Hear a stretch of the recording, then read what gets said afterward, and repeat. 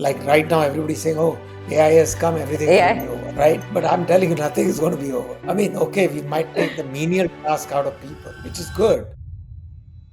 So one thing I've seen very common, corruption is everywhere, Karishma. In fact, I would say you'll be surprised if I say that today, after a lot of digitization and all that stuff, which I think I wouldn't say corruption is very dramatically different from US and India. You'll be surprised if Like, I mean, levels are pretty similar, not much different. I mean, they make it legal here, call it lobbying, but it doesn't change the nature of the fact that it's corruption. But I mean, look at the okay. debt. I mean, India has 36 trillion of debt. That's 9 times the GDP of India. 9 times. True.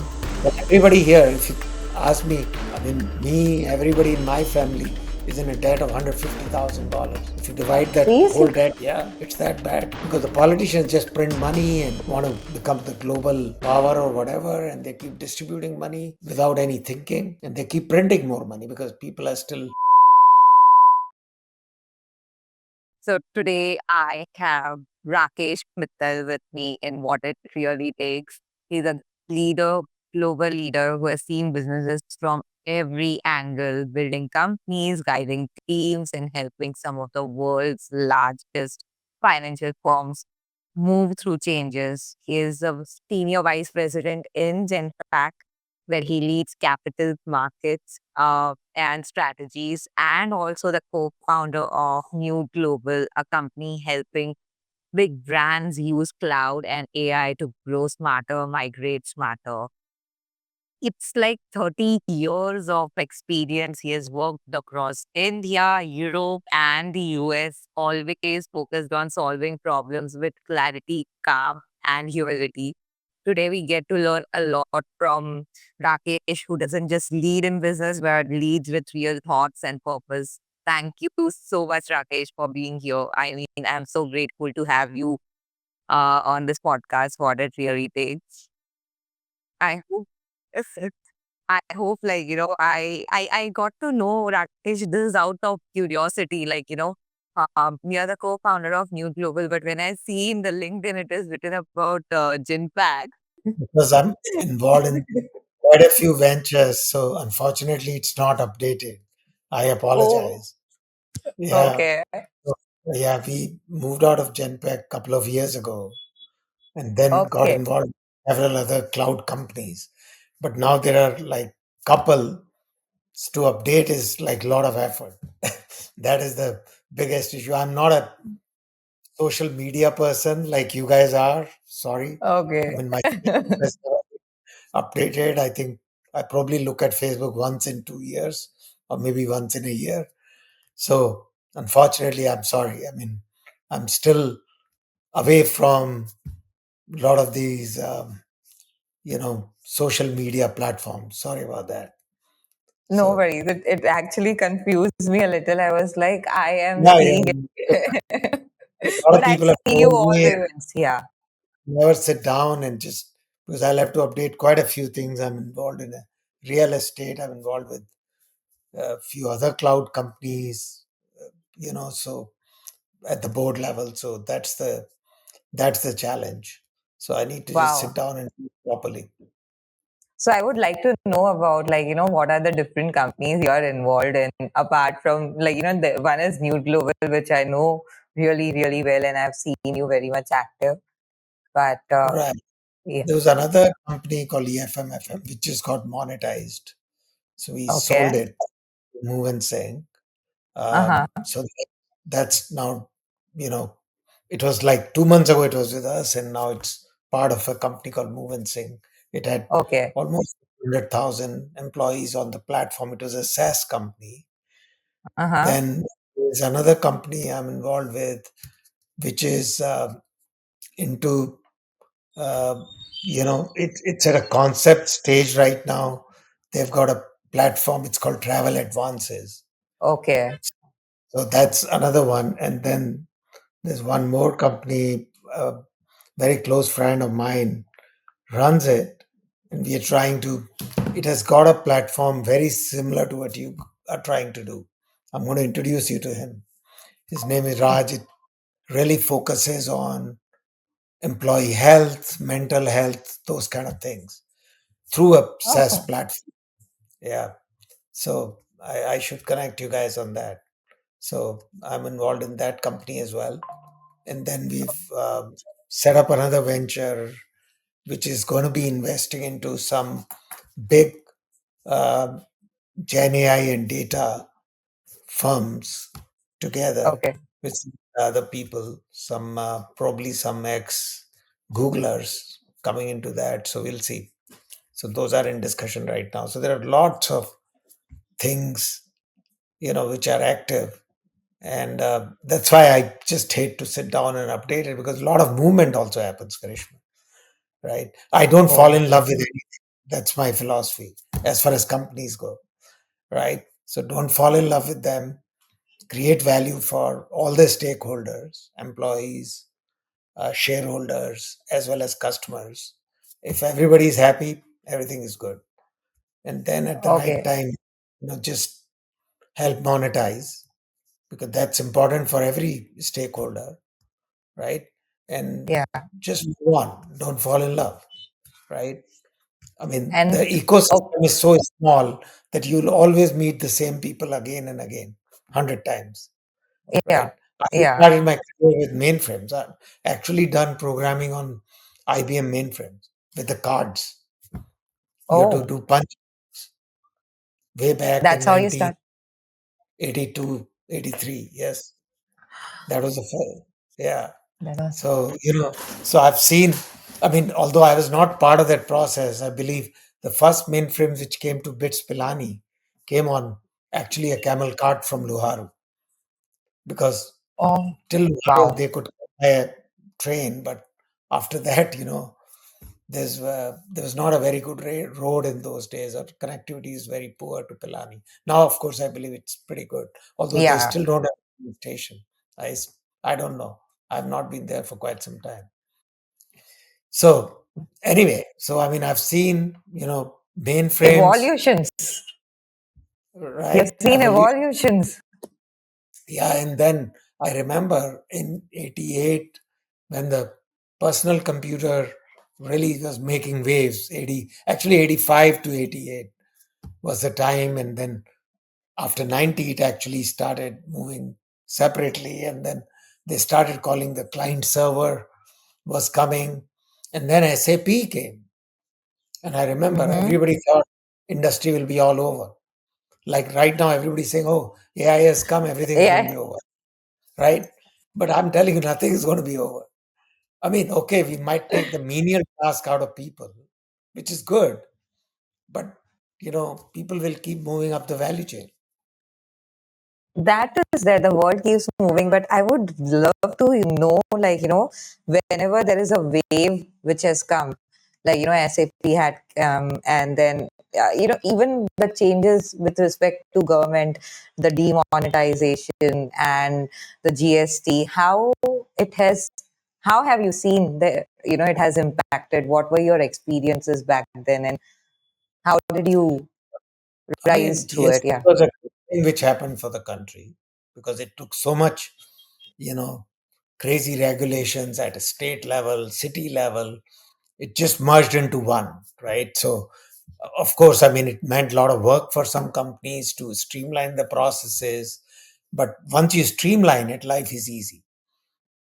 Mm-hmm, mm-hmm. The Fed gets its revenue, the state get their revenue, so everybody is happy. And the other thing which I like is that almost everybody participates in the tax process, Yeah. because still in So India, true. 1.4 billion people, I believe less than 10 million people pay taxes, Yeah. right? 145 million people, 10 million people, which is less than 1%. I mean, 1% will be 14 million. And so I believe less than 10 million people pay taxes in India today, right? Which is, so how do you ensure that everybody participates in some form to pay taxes? GST is a good way, because even when you buy a burger Uh-huh. or Yeah. eat somewhere, you're paying some tax, right? I mean, which is good. So everybody participates in the tax process, which is very healthy. Uh, because just 10 million people can't create so much tax base. for 1.4 billion people. It's not possible. Even if you take all their wealth, it doesn't matter. It will still not be enough to run the country. So everybody has to take their own weight, to some at least able-bodied people. I can understand old and sick. I mean, those are people we should take care of. But able-bodied people, everybody should carry their weight, right? That's Yeah, the yeah, that's the fundamental, and I think GST pushed it in that direction. It obviously forced people to move into this white business rather than black business, which is good. I don't think so. Black is gone completely, but I think it has minimized significantly, yeah. It has right? minimized as in up to a very good level, I would say. But corruption and things doesn't go completely off, I would say, Rakesh, right? Like, it, somehow Enough in we you. people find the loopholes. But how did it impact in a way that, many businesses, majorly in corporate sector, went to a big losses, and, the companies are not uh, evolved, and then they just went off, shut off, something of that sort. Have you seen those things also in your, what are the different experiences, not only GST, but other experiences as well, what you had? Well, I'll tell you. See, I lived in three continents. Uh-huh. I lived in India, obviously, Asia. I used to travel quite a bit to Singapore also. Then I moved to uh, Europe. I lived in London for some time, and then I moved to Netherlands, and then I Mm-hmm. moved to US. In US, I've lived in multiple states. This is my Okay. third state in US as well, and culture is very different. And in US, it's like a federation of states. So Mm-hmm. almost every Mm-hmm. state is like a country in terms of Okay. taxes, Yeah, yeah. of etc. etc. So one thing I've seen very common: corruption is everywhere, Karish. In fact, I would say you'll be surprised if I say that today, after a lot of digitization and all that stuff, which Mr. Modi has done, I think I wouldn't say corruption is very dramatically different from US and India. You'll be surprised if Like, I mean, levels are pretty similar, not much different. I mean, they make it legal here, call it lobbying, but it doesn't change the nature of the fact that it's corruption. It's quid pro quo. I mean, what is okay. corruption? You scratch my back, I'll scratch your back. Now, how do you Yeah. scratch my back could be in multiple forms, right? So it's the way of life in America as well. It's not different. But you don't have to pay to get a gas connection or a telephone connection. And that has stopped in India too now. It used to be Yeah. like that when I was Before. very young. Yeah. I mean, even to get, you know, diesel or not diesel specifically, kerosene, I remember in 1977. Sometimes you had to bribe people to get kerosene. It was that bad. It was a ration item. You can only get through if you had a ration card. There was so much Oh my shortage God. of gas, and the gas was not very prevalent. Gas was very limited to some very large cities. So if you were in smaller towns, there was no gas, right? So I mean, now of course everybody's used to this cooking gas, but it didn't exist. Trust me, I've seen those days when you had to Okay. take those, special what do you call it, stoves, and lighting them up was a big, you know it was Okay. very tricky. It was never easy. And Yeah. then the get elect the the other types of stoves came with the, what did they used to call them? They had those different threads hanging out, and you used to burn them. They were much easier to use. They became very popular. I'm forgetting the name of Lantern those. type. Lantern type. They used to be standing, but they used to have multiple elements coming out, which were made No. of thread. And okay, but those were very popular because they were much easier than those ones which you had to pump and Okay. fire them. I mean, I'm sure for you it's something very new. We might have lying in our home somewhere in some. Wow. Yeah, I mean those. I mean here in some antique stores, those stores are available for $200. I'm not joking. Okay. People Okay. bring them. they're antiques and people buy them and put them Keep it there. Yeah. in their curio, right? Because they're so impressed by them. And then, of course, in 80s, the gas started coming in, the cooking gas, and life became very easy after that. So, but I've Wow. seen it's the same time scale every civilization works on. Every Okay. civilization. So you're seeing, I mean, India, you could still go into 4, 5 eras in 5 hours. I mean, even if today you go to very, very small villages, you still have rickshaws and tongas, right? Uh-huh. So you Yeah. start from there. You could go to a farm where they're still using the old bullock carts to do the farming. So you can really go 100 years back and then start moving and head to Ahmedabad, where you can see a bullet train under, you know, Yeah. installation. So, so what I'm saying is you can almost go into 3, 4 eras very quickly in 5 to 6 hours. That's Oh, possible in India.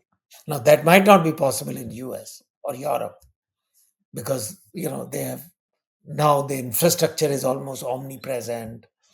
A lot of things are spread all across. They are not just limited to big cities. Even if you go to small towns, they are very pretty and well cleaned and taken care of. But I mean, look at the okay. debt. I mean, America has 36 trillion of debt. That's 9 times the GDP of India. 9 times. True.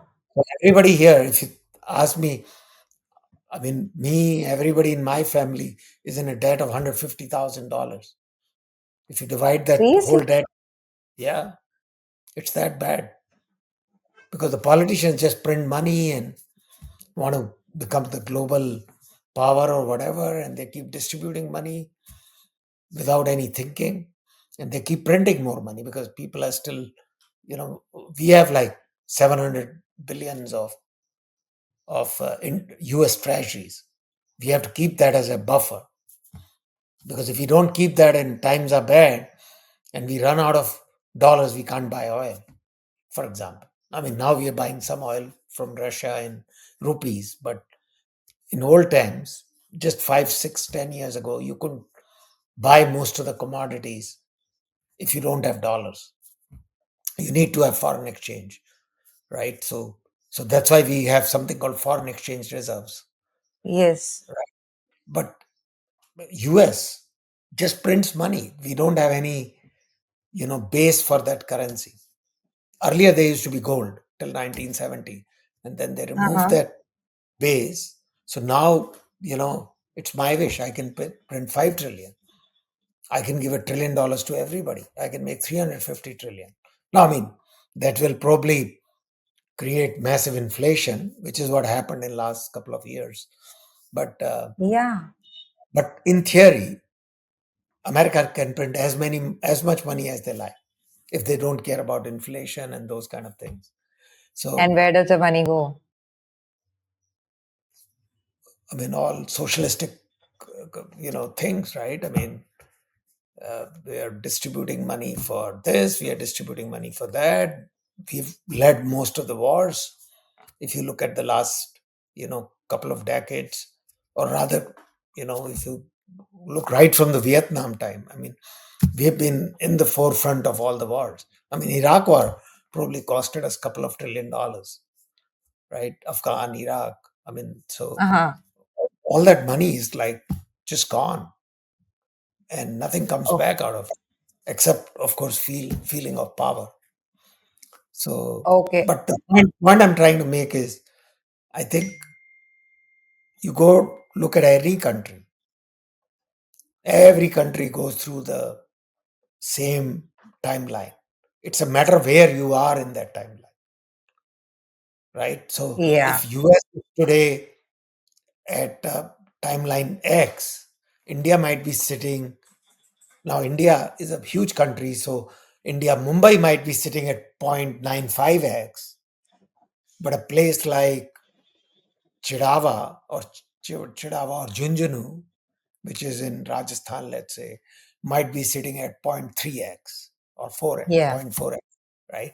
But Mm-hmm. so India might have different places with different positioning on the timeline because Bombay is very advanced, Delhi is very advanced, Yeah, Bangalore is very. yeah, So they might be almost, sometimes they might be even at 1.1 or 1.01 compared to America in some things because, yes, yes. sometimes they're thinking ahead of that, right? So, uh, same thing in London, same thing in Amsterdam. I mean, I've lived in continent for European continent for 5 years. Our daughter was born there, so we've seen that as well.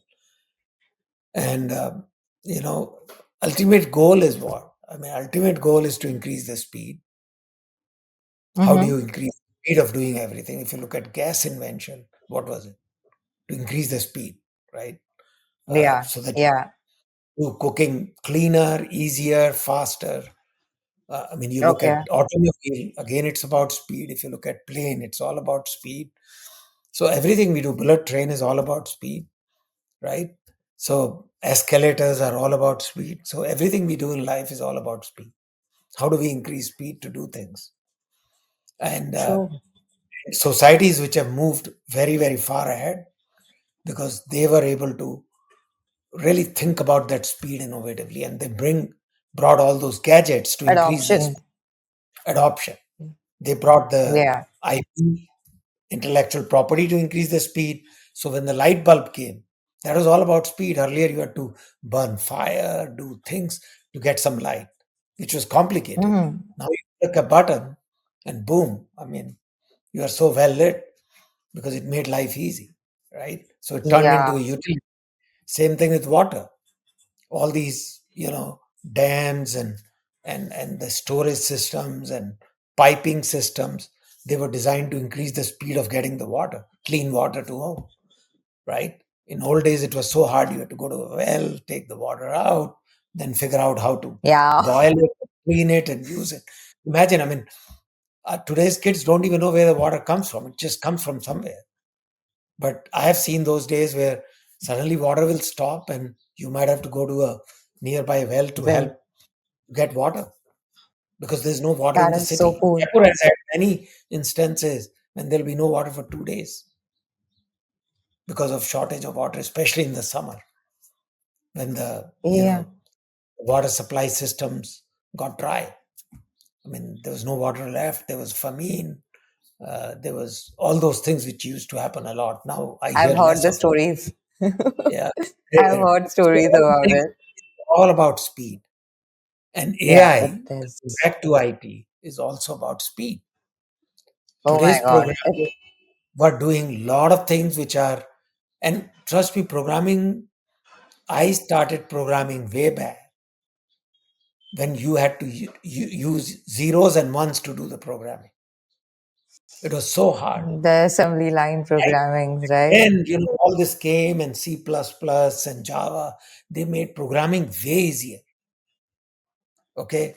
And then now AI is going to make it even Natural easier because language. you can write an instruction in natural language and say, hey, can you give me a Disney game with these four characters and with the fact that they are playing basketball with each other? By just saying that, I can actually do a very rudimentary program, not a very high quality, but to start with. I mean, this is just a beginning. So basically, what will happen is a lot of people who couldn't use IT because they don't know programming, now with natural language skills and right prompting, they'll become some of the best programmers of the new world, AI world.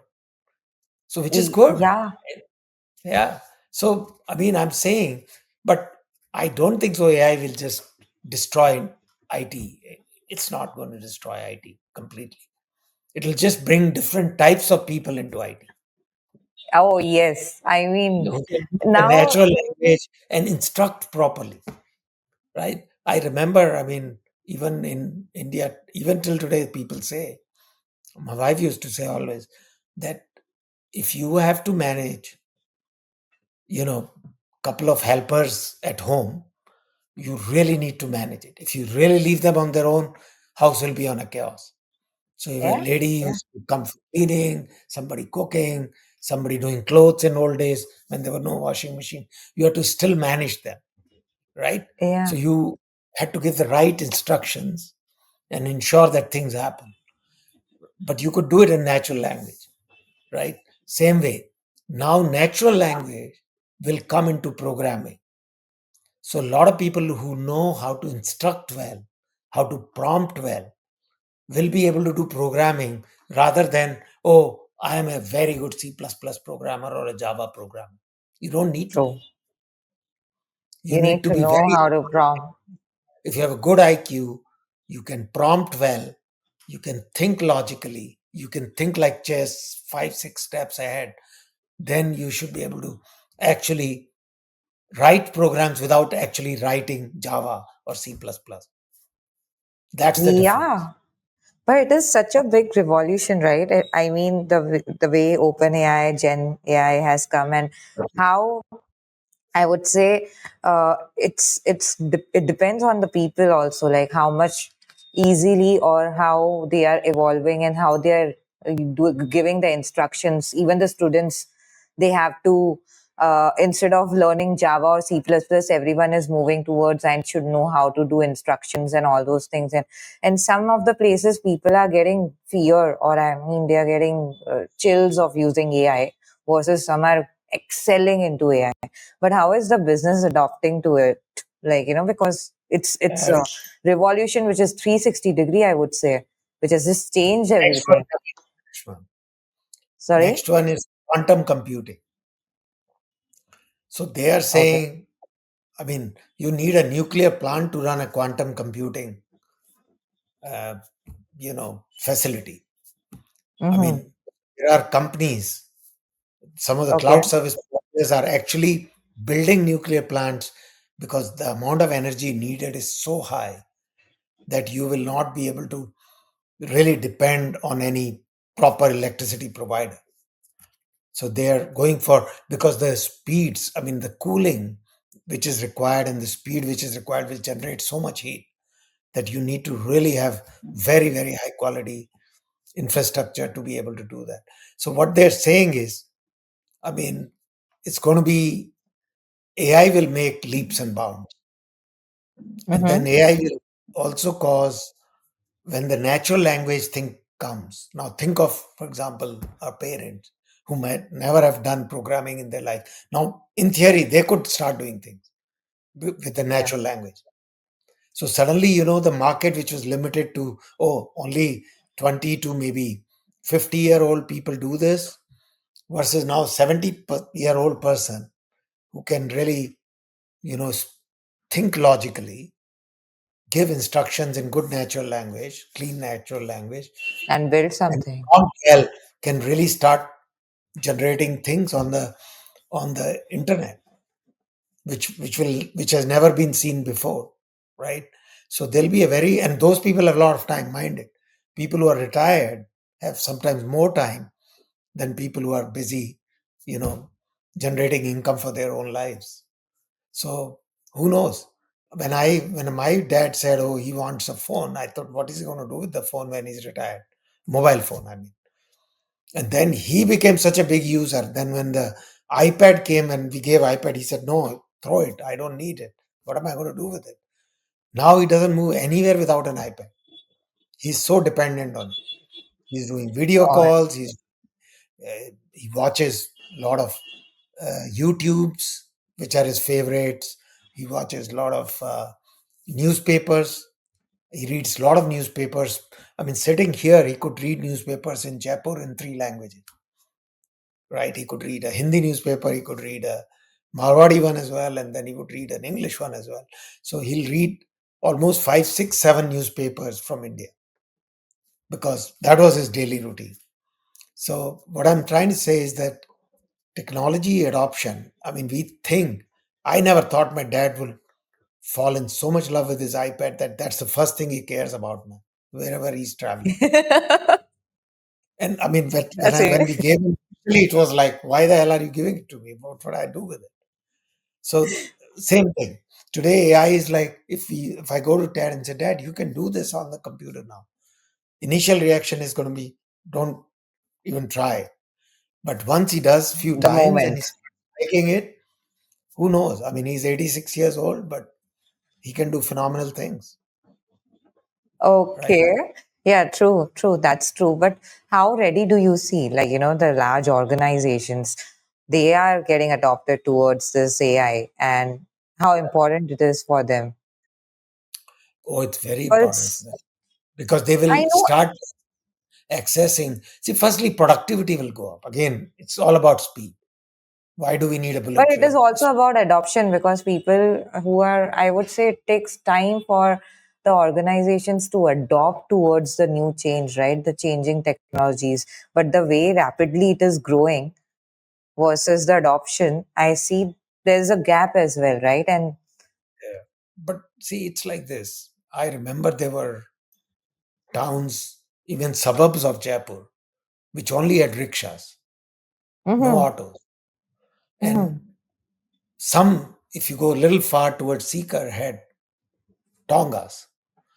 So when the Tongas were replaced by autos eventually, there was massive reaction as to what will happen to all these people.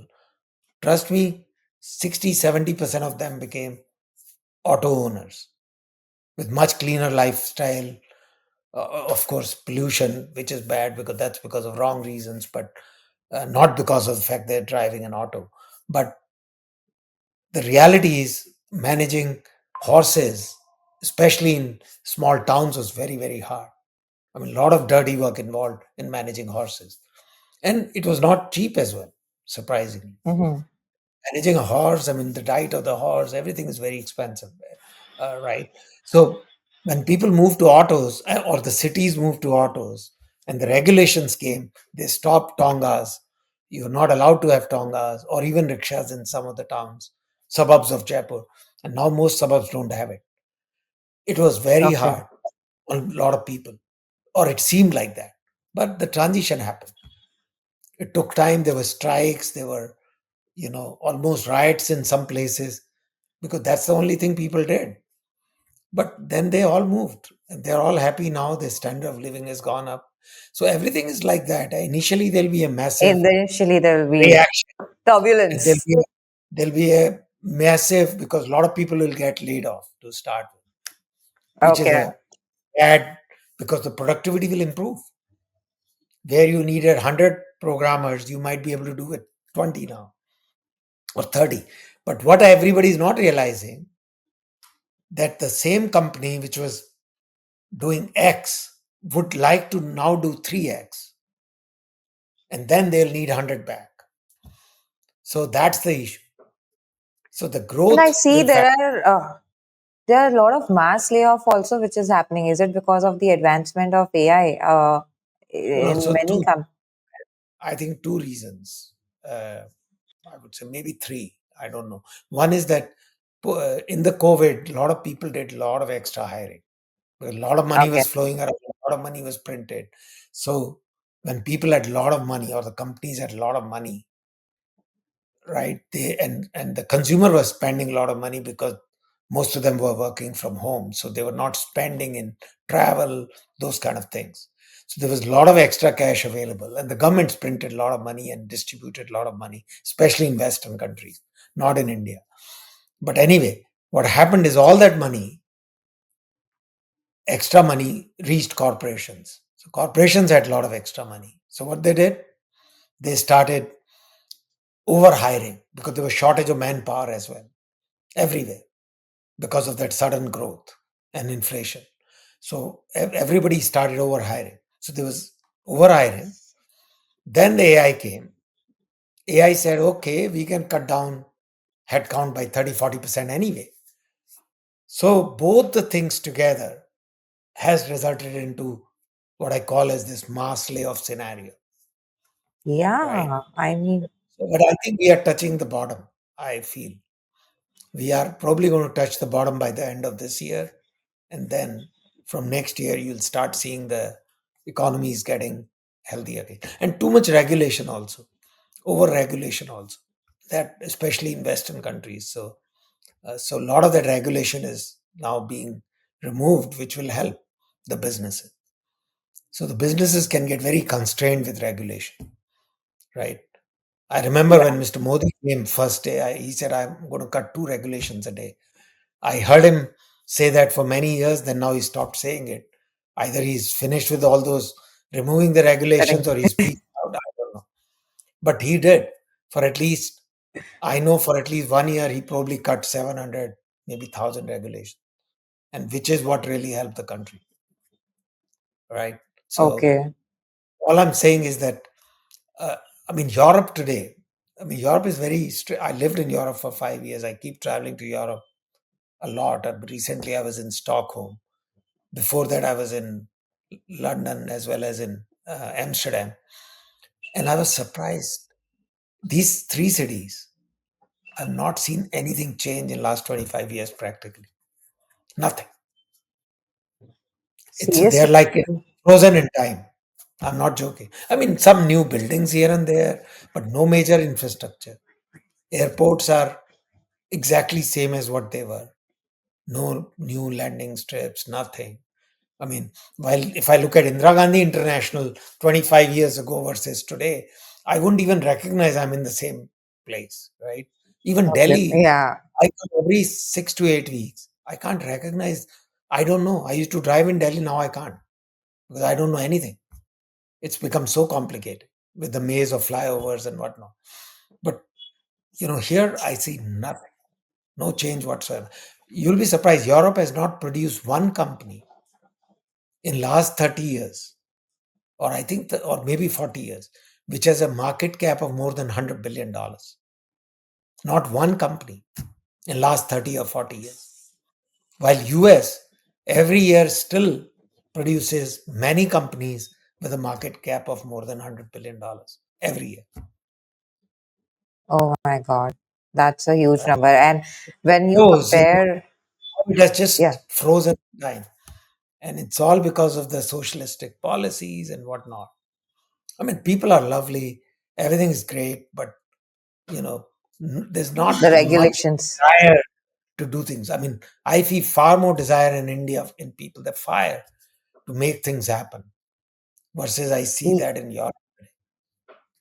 I mean, In US still fact, is holding on to some extent, I would say, especially some very particular pockets in US, right? But even US is unfortunately declining on that front, the desire to work.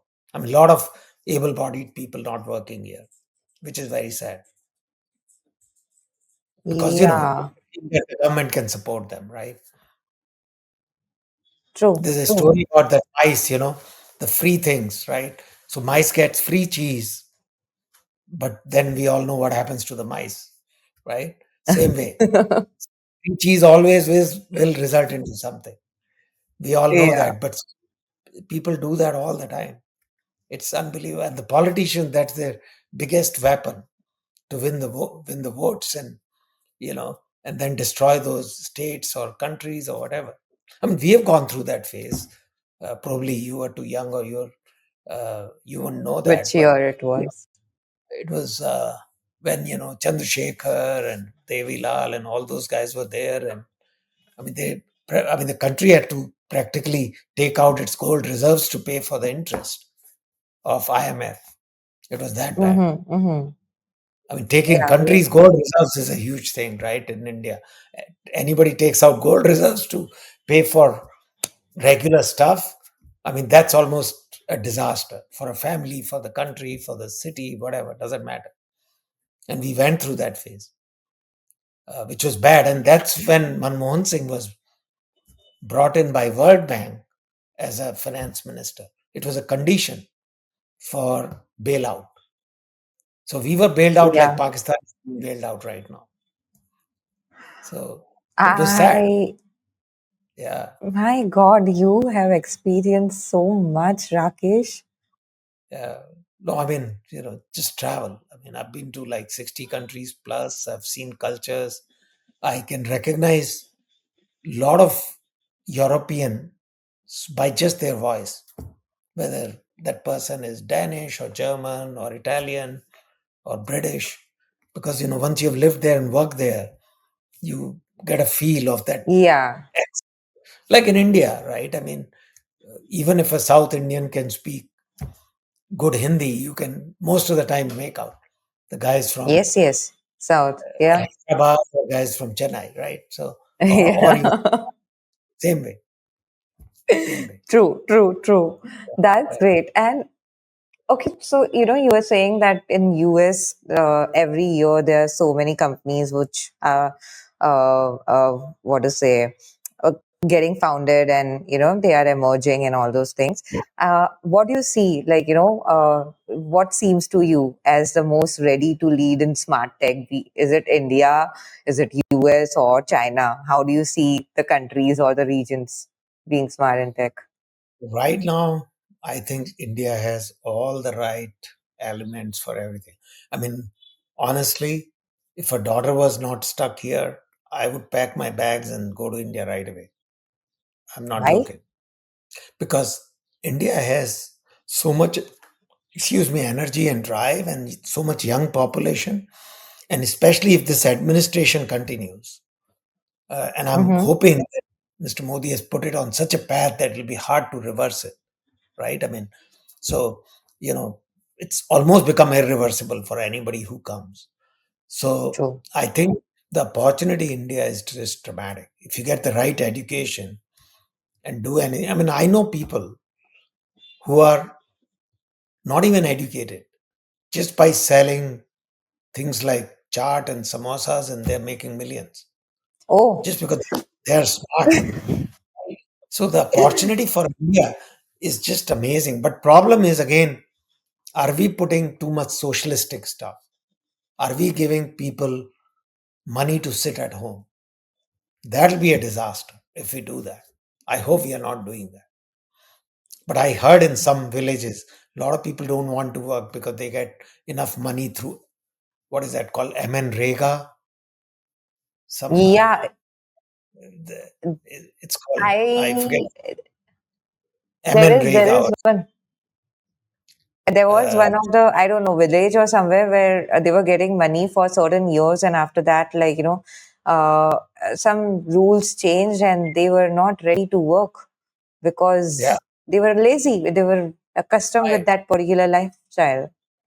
correct. So see, US has succeeded honestly because US was always about capitalism. Now, it sounds Yeah. like a very bad word to lots of people, but trust me, it is still the best democratic capitalism, right? China Okay. also brought capitalism when these guys, communists, realized that if we don't do that, we'll go like Russia. So Russia exploded like the glass Mm-hmm. knot, and there's no Russia left now. West Germany, East Germany is gone. It merged with West Germany. The wall was gone, right? And most of the Eastern Europe, which used to be communist, is now Mm-hmm. heading towards democracy, right? I mean, transitioning to democracy and capitalism. So if you, I mean, the socialism doesn't take, communism failed everywhere. I mean, it was there in so Yeah. many countries, and now only, I think, four countries are left. I mean, Yeah. Vietnam, China, Cuba, and there's one more. I think Cambodia. I mean, there's one more country in Asia. There are only four communist countries left in the world. And even those four, at least I know China and Vietnam, have allowed capitalism in many ways. So, for Mm-hmm. capital formation, for business formation, they've allowed capitalism. Only for individual rights, for press, for expression, those places they're still communist. But in other things, they're allowing freedom so that businesses can grow. So China has done. That's why China did so well. And communists figured out a model. They said if everybody's standard of life keeps going up every year, they're not going to revolt against us like they did in Russia, Okay. right? Russia Yeah. didn't allow them. So Russia revolted, and today there's officially a democracy. But how Yeah. much it is a democracy, that's a different question. But that's true for so many countries. I mean, Venezuela is also a democracy. So is Nigeria. So are so many other countries. How about India? India is a very healthy democracy right now. I wouldn't say that was true till 1988, uh, especially when Gandhi family had really a grip on the power completely. Uh, Mm-hmm. but at least after that, when the transition happened, which was a bad transition in the beginning with Charan Singh, Devilal, uh, but then Yeah. Atal Bihari Vajpayee came at one point. That really helped. Even Narasimha Rao did very well, not because probably he didn't wanted to do well, but under the pressure from World Bank, especially with Manmohan Singh in the first term. Then Atal Bihari Vajpayee came. He did extremely well, yeah, although he did few wrong things as well. The hostage issue, I didn't like his approach to give up because that Mm-hmm. caused all the problems in Kashmir later. And then if you see after that, Manmohan Singh came again. Manmohan Singh 2.0. That didn't work well because of over interference from the Yeah. family. Otherwise, I think he was a well-intentioned man. He could have done good things, but unfortunately, it didn't happen. And after that, Modi came, and everything has really changed for good. I mean, he knows how to manage the world politics. He knows how to manage the Indian side. So he's a very balanced leader. Very balanced. Nobody thought he could get rid of Article 370. I Oh. mean, honestly. So, I mean, he has really done things which when you look in rear view mirror, you wouldn't even believe that it could be done. If I had told you this 20 years ago, you would probably get arrested, even talking about it. And he got it No, done. no, no. So I Yeah. think India is on a tear right now, Karishma. Honestly, India is on a tear. I know companies where they're specifically saying, and these are Fortune 10 companies, they're saying every next employee, especially technical, not sales, hire in India because they have these GCCs, right? So they're Yeah. saying any approval you're going to get for hiring is going to be in GCs. Now, that's another extreme. I don't agree with that approach because you need some regional presence.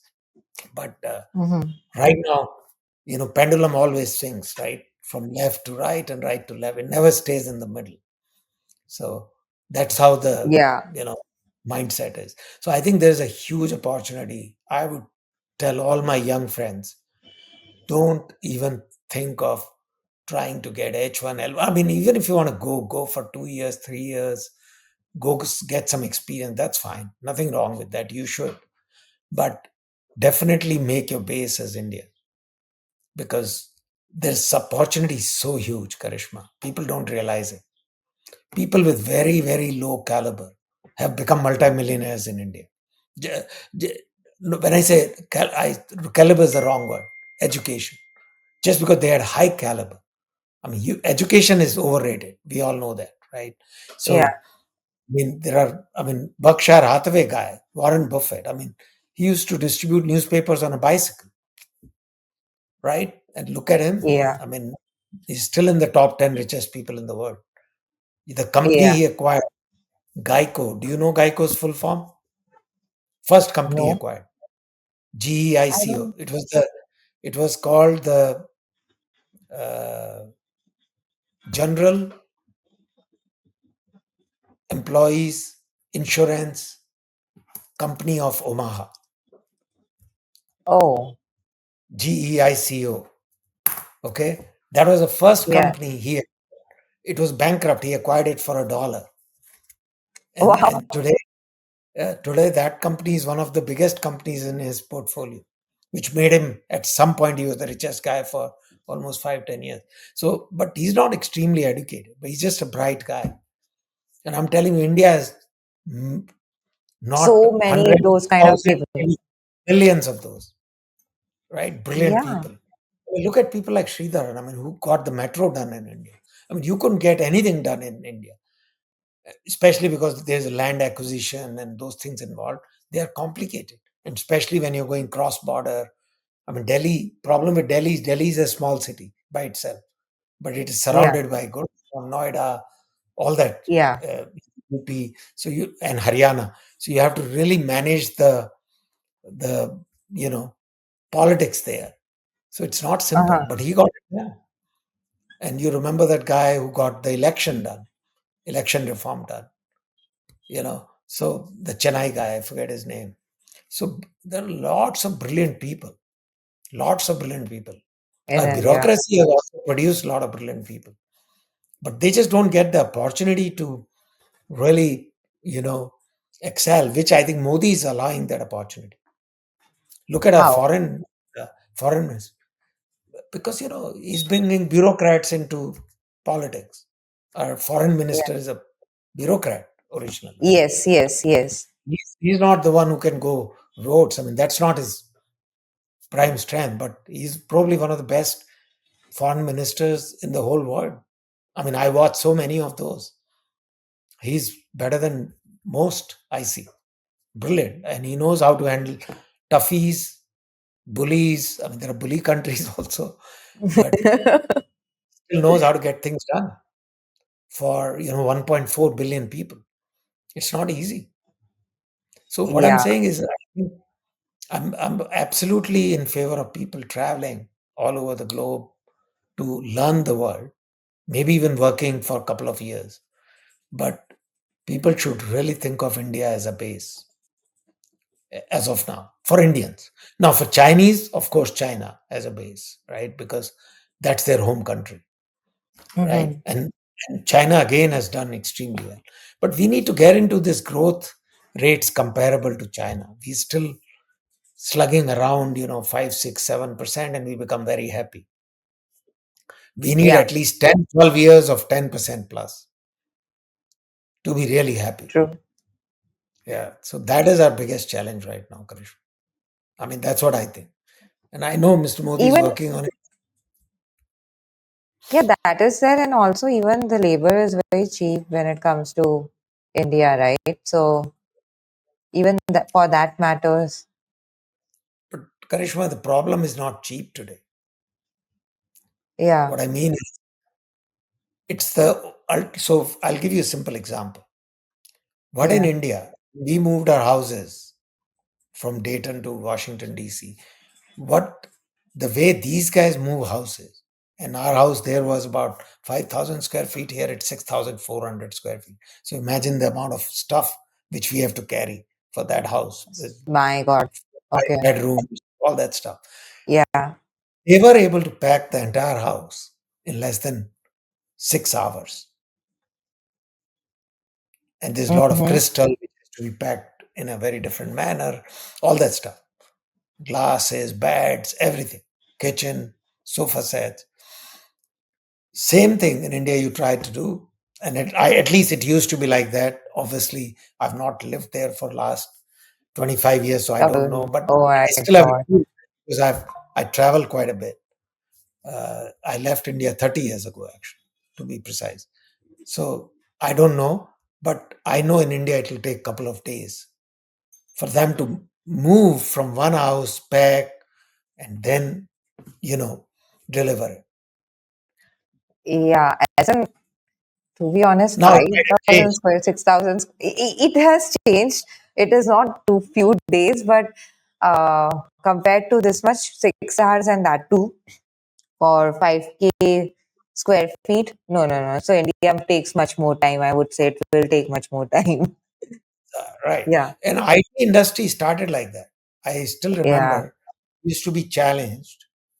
So the productivity in India in 95 used to be practically 60% of productivity of US. okay. Now it's pretty much at the same It's level. So true. it was a brilliant thing done by companies, HCL, Wipro, Infosys, TCS.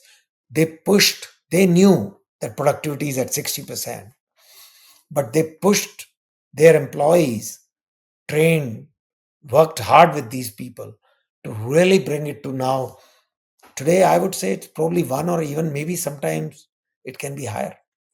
Yeah, So, see, so I it's not that you can't achieve it, right? But it just takes effort. And mind it, the IT industry was the one which did not have any government intervention, zero government intervention till 2010. We got the first IT ministry in 2010. wow. Before that, there was nobody ever as an IT minister. Now we have a proper IT minister. for almost 15 years or 18 years. I forget how much, but in that range. So, what I'm trying to tell you is when the government is away, private enterprises do better. When government interferes too much, actually it hurts private enterprises. Oh, So, yes, I I mean, wanted to know more on this. Like, you were saying because of the wars as well as geopolitics, I would say, how it is impacting private companies and businesses. Uh, yeah, not really. I mean, travel, that is a problem because the travel sometimes becomes unpredictable. So I know there are okay, companies which have presence in Israel for software, and they struggle because suddenly Israel comes to a stop. But Israel is used to it, so somehow they are able okay, to manage. They've been on war for 80 years practically, right? 70 years. So they are yeah, used to it. They manage it, but it's hard. I mean, then this Iran war, for example, all the flights stopped because uh-huh, how do planes fly? I mean, Russian airspace is closed. Then Middle yeah, East airspace was closed for a couple of days, around 10, 12 days. So that created a lot of disruption. But again, I hope these are short lasting, and hopefully wars are now going to ramp down as we go okay. forward. So, yeah. So, I mean, it's sad. Wars are really bad for everybody. I mean, a lot of innocents always die in wars, and a lot of soldiers die, which is sad. That's there. In fact, I, to be honest, Rakesh, I believe there is this invisible war also, which we are seeing, like, which is based on ideology, the narration, the way the companies have to show the visibilities and all those things. It's like a race and it's a war which is happening when it comes to being digital more than being Karishma, ethical. Have you read a book called Animal Farm? Yeah. Have you read a book called Animal Farm? No. Oh, you should. It's a book by What is it about? George Orwell. Okay. It's actually about an Okay. animal farm, and they put like hundreds of animals in a farm, Uh-huh. and it how much politics starts there. It's unbelievable. So, Okay. wherever there are lives, doesn't matter, human beings, let me put it as human beings, there'll be always politics. There'll be always about, this is my view. I want everybody to believe in this view. This is what West does, right? West says, hey, Iran, you can't have a nuclear weapon because we are scared. But of course, we have the nuclear weapon. That's fine, right? So, same thing. So it's always, and same thing. Hollywood will always come out, and Bollywood is copying the same model. They will come out with the narratives which they want to push, right? So all the changes in Indian culture are, are getting highly infected by West, Hollywood, and Oh then my Bollywood God. is So having true. state, and then from Bollywood it comes to general public, right? So Yeah. I mean, that's the way life is going to be. I mean, whether we like it or not. I mean, you go back to Roman Empire, it was the same. I mean, Roman Empire, everybody wanted to copy their architecture. So anywhere in the world you go today, most of the cities, including Washington D.C., most of the architecture is Roman architecture because that's still holding on in people's mind. That was the best architecture in the world. So Yeah. people keep copying Roman architecture, right? A lot of London before the World War II, because in World War II it got destroyed quite a bit. But before that, most of their architecture was based on Roman architecture, right? Okay. So these things will continue. I mean, the narratives build up, and anybody who has power will try to force their narrative on you. But So sometimes I wonder. Yeah. Yeah. West will definitely force their. So if they believe in, a certain way of life, they'll force that way of life. If they believe in drinking, they'll force their way of drinking because it's a business for them. If they believe in drugs tomorrow for whatever reason, and drugs started with West, it'll come all over the globe. I mean, Punjab has seen, that scourge for a long time. I don't know whether it's gone yet or not, but we have seen that in India also come in the drugs. So I'm saying, uh, same thing. Whatever Hollywood culture will come in, it'll come to Bollywood. Whatever Bollywood culture comes in, it'll go into regionals.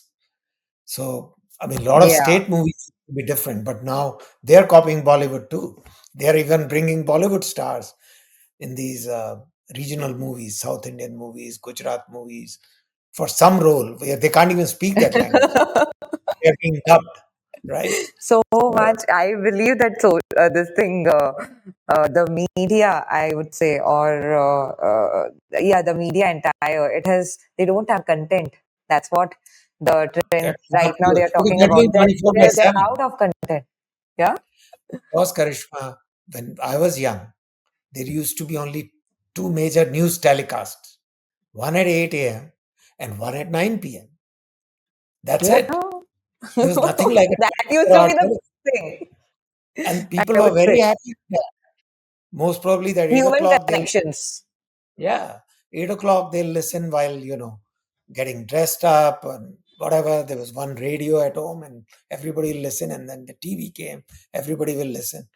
And then at 9 p.m., there'll be another one, which by the time, people are eating dinner or finish dinner and they'll sit down and watch. Okay, that's the news of the day. Now you have this 24 by 7.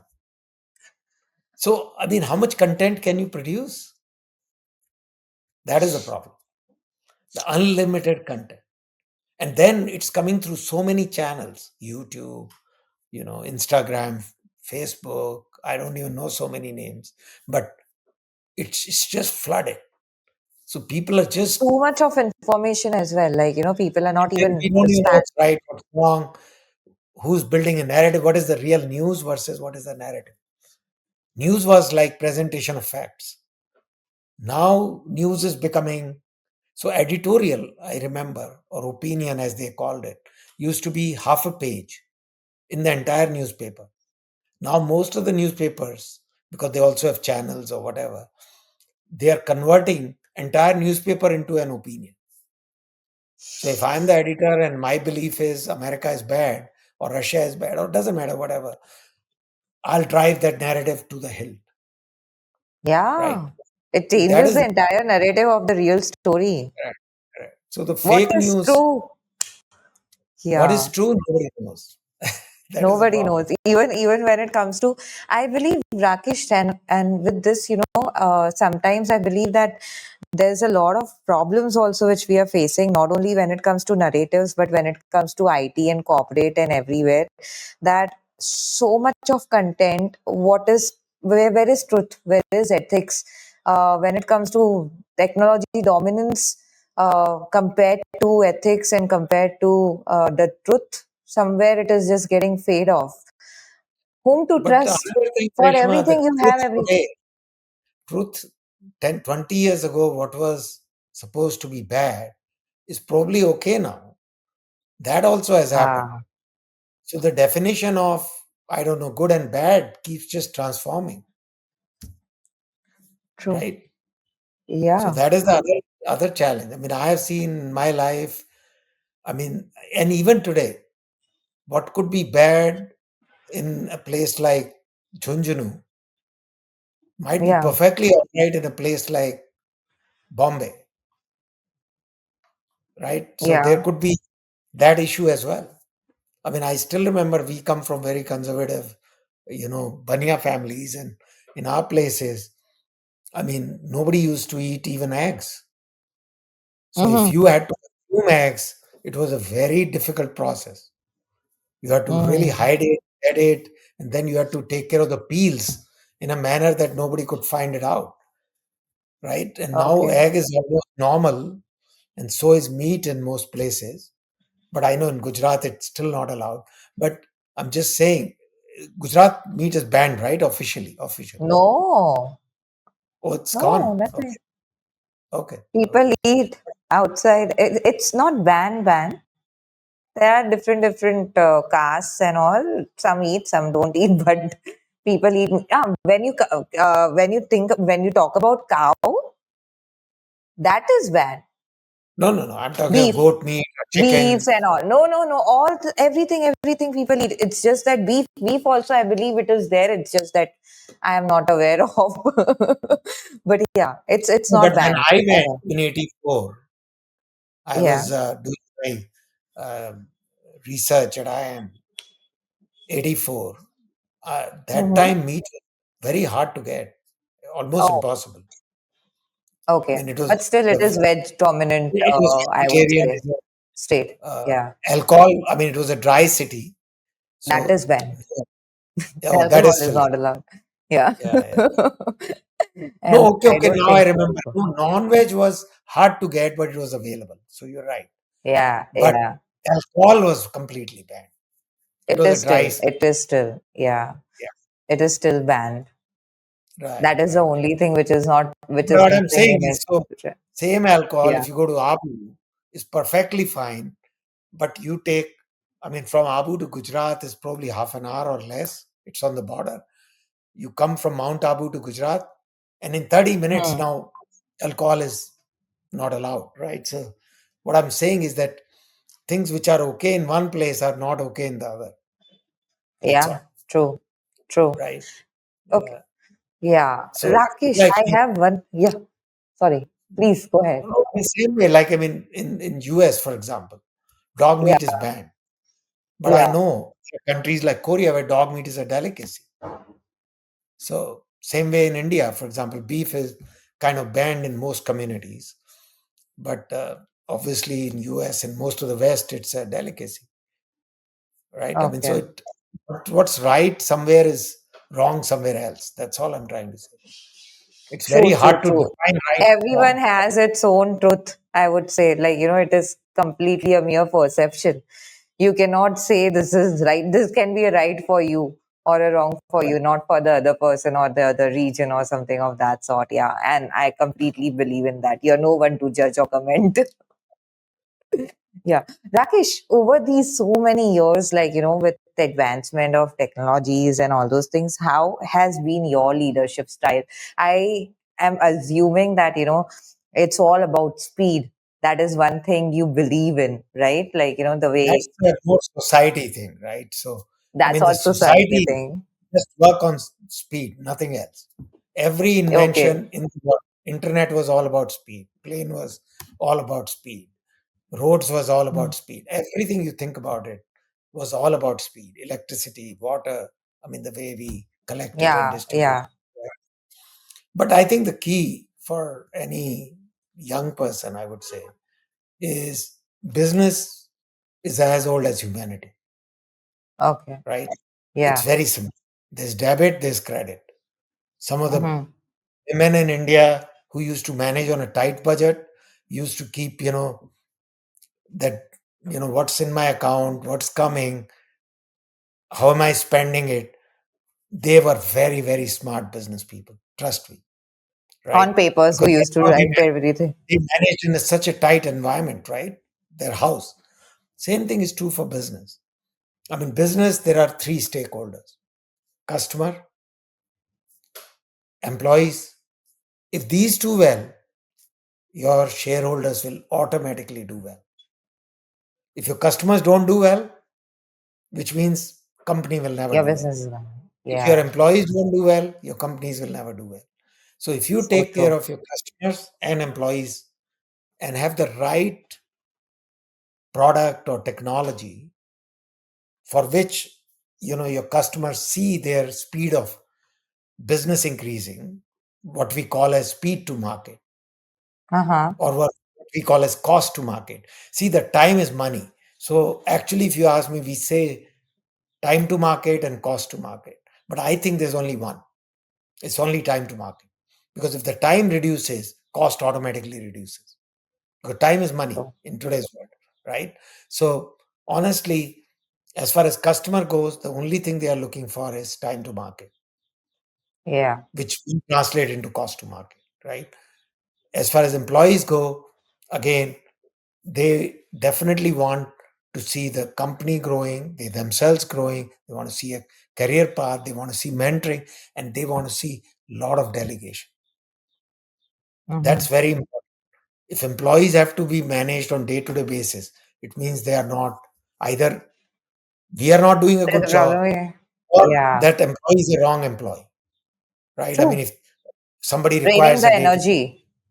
right, right. So, or we are not training them well. One of those. I mean, everybody can True. believe, oh, I'm the only person to do right thing. That's never true, right? And that's how businesses go.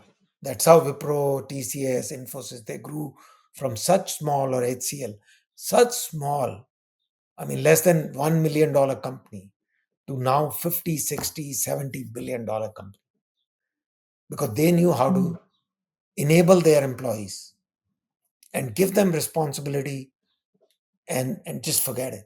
And those guys will run it like The their own company, delegations. right? Because otherwise, how do you grow like that in 25 years from a Oh million my God. dollar company to Amazing growth. 60, $70 billion? I mean, 60 times growth in less Yeah. than 20 years, 25 years. So how's that possible? So I think the key is focus on customer, focus on employee, and customer needs something to reduce time to market. So if you have a legacy product which is not going to help customer reduce time to market, you're out. You're obsolete, which means you don't have a product for the customer or service, whatever. Same way, you're not taking your employees on the right journey because they can't True. see a career path. If customers don't grow, employees won't grow. If business doesn't grow, employees won't grow, And it is right? also vice versa. Employees, if they are not growing and evolving, how they are going to grow the customers. And as a Right. leader, we have to be So these are all responsible. three linked, right? To Yeah. me, stakeholders come in the end, right? I mean, stakeholders will do extremely well if customers and employees are doing well. Very True. simple. True. True. And One decade falls and we have a problem. yeah.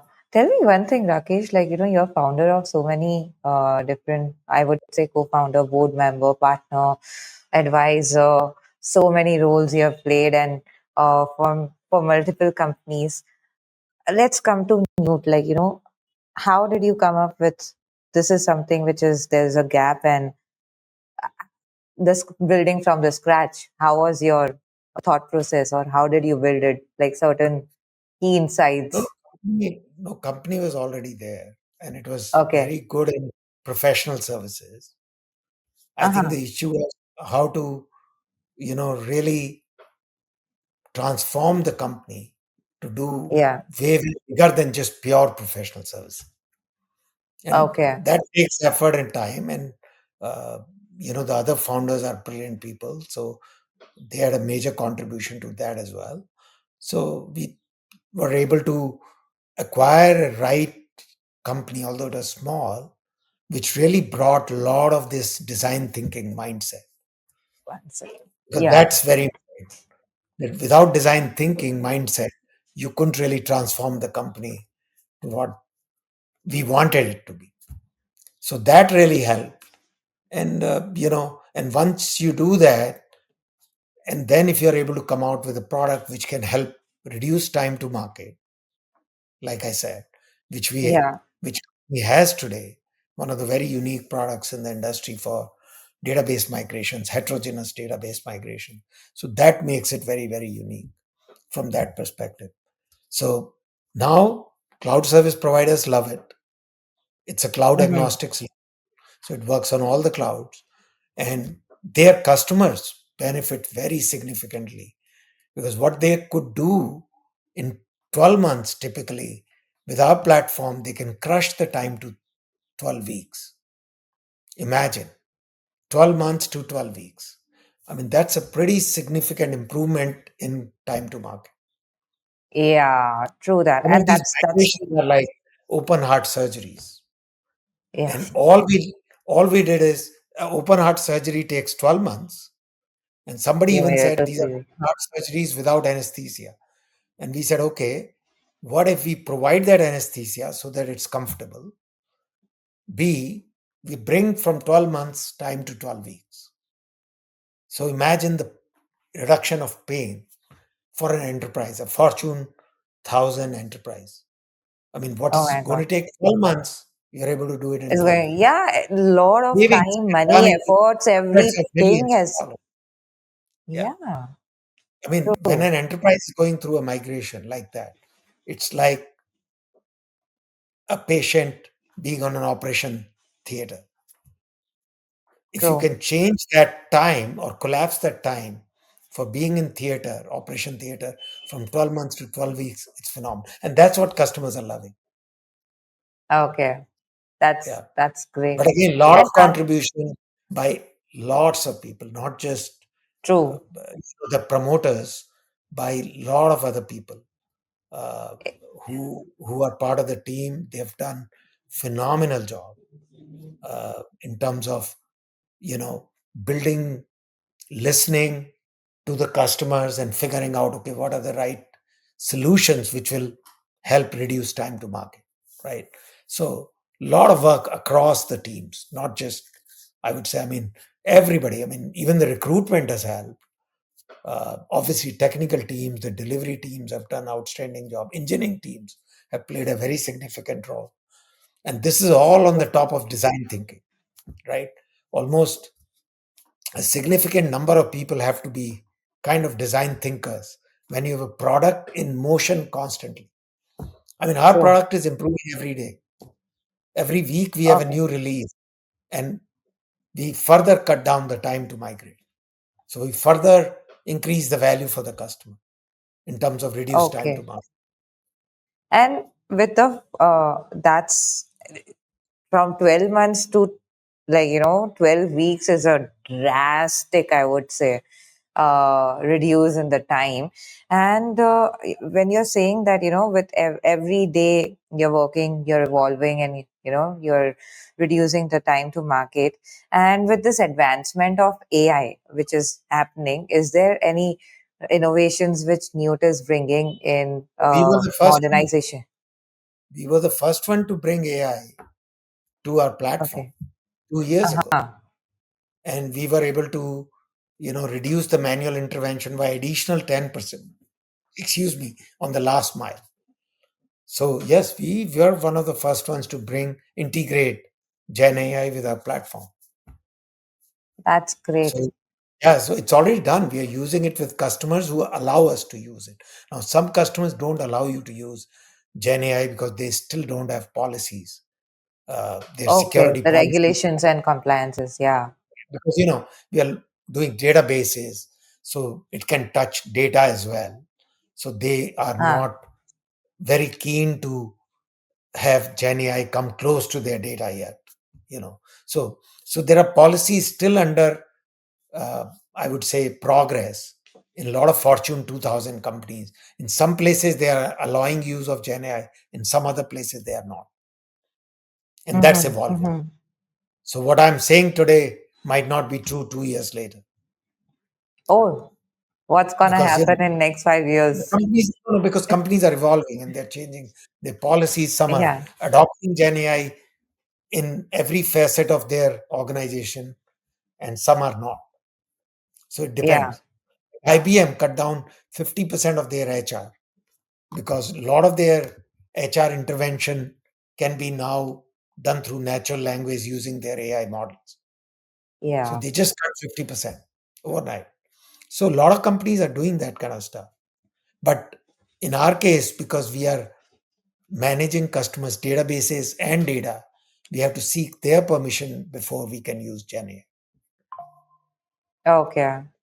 Got it. Yeah. And tell me one thing, like, when you see a lot of smart tools which are coming in and all those things, when it comes to entrepreneurship, and there's so many internal operations, I would say, or be it teams and all, how do you see that, different services, or there are young professionals who are coming up with different AI models which can help in the organizations? A lot of those companies will be multi-billion dollar companies, Karish. Especially Seriously, what? internal. A lot of those processes, internal processes, Like what can kind of be processes do you see that, HR, what? HR processes. a lot of those can be done through natural language.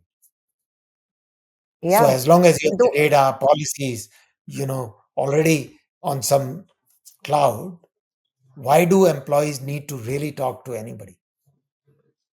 They should be yeah. able to. So I should be able to talk to my uh, HR internal portal and say, hey, so for example, in India, I know there's something called PF. Hey, I want you to pick up my PF data for 5 years and tell me what was my average PF contribution every year. Hmm. I should be able to say that and I should be able to get all the data. And that is happening already. What if we are talking about it and it is happening somewhere in the world? Without a doubt, I can bet on it. Or I should be able to say, okay, what was my tax contribution last year? And effectively, what was that percentage? And how did I pay? Can you give me a monthly sheet in terms of my tax contribution for 2024, 25? Simple. Now, right now, you'll call, HR, they'll call, the finance guy, It's a and maybe process, long the process. Yeah. process, and somebody will produce the data. All that can be done pretty much by just a simple, natural, conversational command. I'm using the word command, but it's not a command. I mean, It's you're it's just it's making a a kind statement. of, I would say it's a command, but uh, yeah, it's like, you put your thoughts. In fact, right now I feel that people who are in need of who are good with instructions and who are good with prompts, they can excel.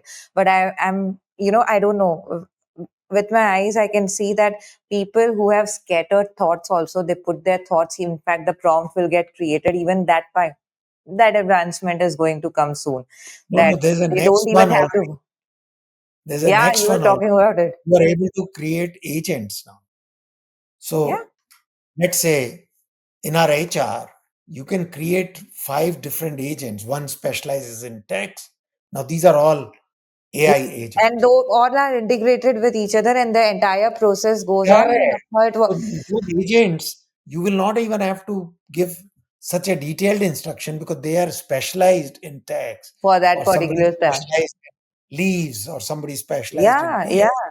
That way. So I'll tell you what, Rakesh, you see that on LinkedIn, so much people have started posting and all those things every day. In fact, every 2 days, every 3 days. What do you think? Is it automated, or is it uh, really people are posting, sitting online on their I laptop, don't writing use about LinkedIn. it? I don't use LinkedIn too much, but my guess is it's a mix. There are people who are passionate about it, probably they post, and then there are people who are using some kind of AI agents or whatever to just post or multi-post. So but I, like I said, I don't use it that extensively, so I'm not that familiar. But maybe I should. I'm just So, like anti, some of so, these so isn't uh, it? I social understand, media. and that anti-social media. So isn't it a what to say? It's something that it is needed, like, that kind of visible, not visibility, I would say, that who you are as a person in today's world, where there's so much of advancement and people who is the human behind the brands and all. It comes out naturally when you are being bit of visibility you are showing on social medias, be it LinkedIn or be it XYZ, depending on the domain. But now you are anti-social and you really don't want to do. Is it possible to have a second brain which will actually write, do in your tone, and they are posting? It is, I I am, I'm shocked, I'm but not against it, Karishma. I'm just because I have, I mean, I don't talk to too many people, but I talk to few people, and that fills my day enough, other than my tennis. So honestly, I mean, it's a matter of putting quality time on it because if I have to do it, I have to do it properly. I just can't do it halfway. That's the problem, but right? what if you don't have to do it, Rakesh, and it is No, I mean, already that's a good doing point. it for you? Yeah, I know. Um, I That's a good point. I never thought about it, that somebody else can, I mean, it can happen like automatically, or, Yeah, you in know, fact, even agents. when it comes to companies and all, AI agents are being built in a way that Yeah. right now there is a team, marketing team, who is there are three, four people. There's a strategist who is putting the strategy and the way content should flow, what kind of pictures should go every day, maybe every 3 days, or maybe the updates. AI agent is able to replace it. That all the services every day are going with different updates, and the narratives are getting built and everything is getting automated. There's a time set to it and automation tool, and it is happening. These kind of AI agents are also being built. So is it a I'm sometimes, it gives me a question mark. Is it a good thing or No, no, I think or it's a a good negative thing. thing? There's nothing bad with this. The problem is, What is true and what is not? You never know who for is pinging example, you a I AI will give prompt. you another thing. I have worked mostly in B2B, business to business. Right now, Uh-huh. I'm involved with a company which is B2C. Mm-hmm. Now, B2C, all these things matter too much Yeah. because you're trying to influence the customer directly. In Yeah. our in the businesses I've been involved, I remember when HCL grew from 0 to 2 billion in market cap. We didn't even have a website worth talking about because most of the time the decision was at Human CIO level. connections. Yeah, it was all about human connection. And even today, what we do in It Newt, is. honestly, it's all B2B. I mean, should we have a very good website? Should we have this? But our best customers have not even visited our website once. Can you believe Yeah. that? I'm talking to Yeah. some of our largest customers, not even once. So that's why it doesn't motivate me because it's all about personal touch. I would rather get into a flight and meet a person who's The the person influencer. and talk about it. Right. Yeah. Because that's much more powerful, or do a video conference. That's much more powerful than trying to, do a LinkedIn. Now, LinkedIn campaign is fantastic for hiring, no doubt about it. So our recruiting team uses it very, very well, right? Yeah. I'm not True. denying that. But is it very, are we going to get business on LinkedIn? I doubt. Zero. Are we going to get business through a website? I doubt. Are we going to get business through some of the campaigns we run on the website? I have my very, very serious doubts because it's So all how do you about get the business? decision cycles are 6 to 9 months for a deal. These are complex migrate. These are like open heart surgeries. Who makes an open heart surgery decision in 30 seconds, right? Unless until somebody's dying, Yeah. right? Yeah. But most of these customers are not dying. They are doing extremely well. They're just trying to clean up their arteries so that they don't have a future heart attack, right? So, Yeah. like very futuristic. So, anyway, my point there is I'm all for it, but most of the companies I've worked with in my life were all B2B companies. None Uh-huh. of them B2C. So, therefore, the influence through the website or anything on LinkedIn or whatever was very, very little, except And hiring. how the lead generation works in that case? Like, is it personal touch where you This connect with? is is all personal touch, or it is all through some partnership mechanisms. Because Okay. once you're good, trust me, the word of mouth is what really takes you to many. Works And then really well. when you do these, conferences where everybody knows you, that creates a lot of visibility. Those Yeah. are much better mechanisms. But Okay. again, they're you know limited, but they're powerful. Once you become Okay. well known in a certain area, then people respect you. So you got True. to become the top of the breed in Yeah. one or two areas. You can't be like we'll do everything. The moment you Yeah. try to do everything, you'll be nobody. And plus, I would say what you commit or what you say, you speak, you live by your words and you accomplish that. That's when you have that particular Right. identity where people recognize you. Yeah, That's true. correct. I mean, Yeah. great, Rakesh. I would say that, would like to put an end to this podcast because I just loved every bit of it. But we are yet to do the rapid fire, and which I would like to do it with you as well. Okay. And Sure. Sure. but I mean, before we wrap up, there's so much of learning which I have got from you in this podcast, and majorly you are so fascinated by history and politics and the wars and so many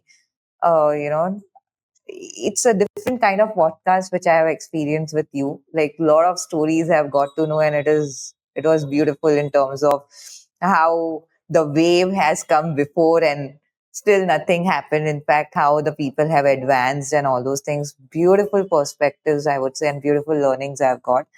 And with that, I'll just start with the rapid fire. One second, I have my questions here. Yeah. It's scaring me, but that's fine. No, this is very fun. There is I never nothing get to be scared scared easily. of. I'm just Okay. One word that describes your leadership style. collaborative and delegation oriented. Very simple. Oh, wow. Okay, perfect. I want to do minimum work. Um, I'll keep it this way, Karishma. uh, Because then I and can which is think good, of other things. I can think yeah, of if I'm only thinking of transactions, how will I think of the future? Think of it that yeah. way. So, the people who are critical thinker, they spend time in innovations and strategies and all, and rest of the work is the entire team is there to take care of, right? Right. And they feel more Yeah, enabled because you're not yeah, really, yeah. And they true, take true, pride in what they achieve. Otherwise, you're trying to take their, pride, which is not a good thing. true, true. Okay. So, a book that changed how you think. Animal Farm. So I realized the George Orwell book, I read it 50 years ago. Uh huh. I mean, I don't even remember the exact time, but probably even longer than 50 years. So, yeah, 1980s somewhere. So it's like, okay, it's 45 years ago. Okay. But it's a very small book written by George Okay. Orwell. Okay. He's the Uh huh. same guy who wrote about uh, year 1989 or something that the world will finish. I mean, people interpreted it like that. He never wrote. So it was called the Orwellian predictions. You can Google Mm-hmm. it. So anyway, Okay. you should read that book because it explained to me, and I experienced that in my own family. We were all cousins, and my Mm-hmm. families had like 5, 6 cousins. I mean, 5, 6 kids in the family. So in the summer, we'll all get together in some summers for 2 months. Oh. And we were fighting. I mean, we loved each other, but we'll still fight with each other. Somebody will call names to somebody, somebody will call. I mean, by today's definition, a lot of us will get arrested. What we did with each other in those days. We'll put paint in the night, shoe polish in the night on somebody's face to harass Oh somebody shit. because there was hardly any TV and all that stuff in those days. So the entertainment was, just run around with each other. Maybe watch a movie once in a while, which was probably once That's in it. every week or 2 weeks. Yeah. So you could see that you put, you know, 7, 8, 10 people or lives together, which is what Animal Farm is about. How politics start, how people start thinking about murdering each other, how people start thinking about controlling, how people start thinking about doing other things. So I would highly recommend this book called, uh, Animal Farm. There's another one by Ayn Rand. Mm-hmm. That is, those are the other books I used to love. I Okay. mean, she's a Russian writer, but she wrote about, socialism, how Okay. socialism damaged the countries. And she was, I mean, again, she wrote this in 1929 or 1930. Very, very old books. So those are still my favorites. That's nice. I'll definitely, I feel like I should order Animal Farm soon because I've I'll heard order a it. lot about that. It's a beautiful. Surely, Yeah. surely. Okay, on to next question. Favorite tech innovation right now? I think AI is really amazing because it brings IT to a common man. Even Oh, today, yes. a lot of IT came to common man in some ways, like email and YouTube and whatever.